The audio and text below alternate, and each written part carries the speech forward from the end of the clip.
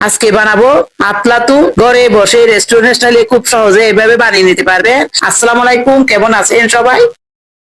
4টা ডিম নিয়ে নিচ্ছি, চিনি 1 কাপ, মিষ্টিটা স্বাদ অনুযায়ী দিবেন, 1 চিমটি লবণ। লবণ দিলে মিষ্টি খাবারের টেস্টটা বেড়ে যায়। মিক্স করে নিয়েছি। যখন গলে যাবে চিনি, সুজি দিয়ে দিচ্ছি 1 কাপ, হাফ কাপ ময়দা, 1 কাপ ঘি, পাউডার দুধ 1.5 কাপ, বেকিং পাউডার 1 চা চামচ, জয়িত্রী গুঁড়া করে দিয়ে দিয়েছি।